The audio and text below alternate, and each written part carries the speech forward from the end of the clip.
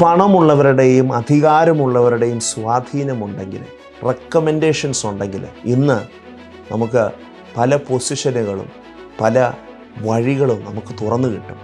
ചില സാധ്യതകൾ നമുക്ക് തുറന്നു കിട്ടും.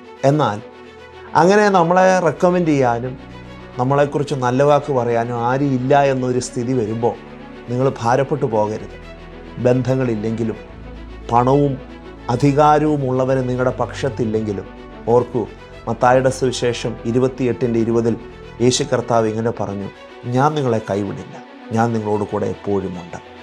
നിൻ്റെ കൂടെ ആരുണ്ട്, നിന്നെ ആര് സഹായിക്കുമെന്ന് മറ്റുള്ളവർ പരിഹസിച്ച് ചോദിക്കുമ്പോൾ യേശുവിനെ പിൻപറ്റുന്ന ഒരു ദൈവപൈതൽ ധൈര്യത്തോടെ പറയണം, നിൻ്റെ കൂടെ ഉള്ള മനുഷ്യരെക്കാൾ കരുത്തുള്ള സർവശക്തനായ ദൈവം എൻ്റെ കൂടെ ഉണ്ട്.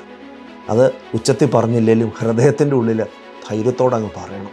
അതെ, നമ്മെ സഹായിക്കാൻ ദൈവം കൂടെ ഉണ്ടെന്ന്, നമ്മുടെ കൈക്ക് പിടിച്ച് നടത്താൻ ദൈവം കൂടെ ഉണ്ട്. നിങ്ങൾക്ക് വേണ്ടി ഈ ദിവസങ്ങളിൽ ദൈവം ചില അത്ഭുതകരമായിട്ടുള്ള കാര്യങ്ങൾ, ദൈവത്തിൻ്റെ വഴികൾ തുറന്നു തരാൻ പോവുകയാണ്. പരിശുദ്ധാത്മാവിനോട് പറയുന്നു, ചില ജോലി സംബന്ധമായി റെക്കമെൻഡേഷൻസ് ഒന്നും ഇല്ലാതെ, മുമ്പോട്ട് പോകാൻ കഴിയാതെ വഴി അടഞ്ഞതുപോലെ നിൻ്റെ മുമ്പിൽ നിൽക്കുന്ന അധികാരികൾ നിന്നെ സഹായിക്കുന്നില്ല. നിൻ്റെ മുകൾ പൊസിഷനിലുള്ളവർ നിൻ്റെ ഉയർച്ചയെ തടഞ്ഞു വെച്ചിരിക്കുക. എന്നാൽ സർവശക്തനായ ദൈവം നിനക്ക് വേണ്ടി സംസാരിക്കുകയും ഇടപെടുകയും ചെയ്യും. അത്ഭുതങ്ങൾ നിങ്ങൾ കാണാൻ പോകുകയാണ്. എതിർത്ത് സംസാരിച്ചവരെ കൊണ്ട് ദൈവം തിരിച്ചു പറയിപ്പിക്കുന്ന ഒരു സീസണിലാണ് നീ നിൽക്കുന്നത്, മറന്നു പോകരുത്. ഇത് ദൈവത്തിൻ്റെ ആലോചനയാണ്. വിശ്വസിക്കൂ, ദൈവം പ്രവർത്തിക്കും. God bless you.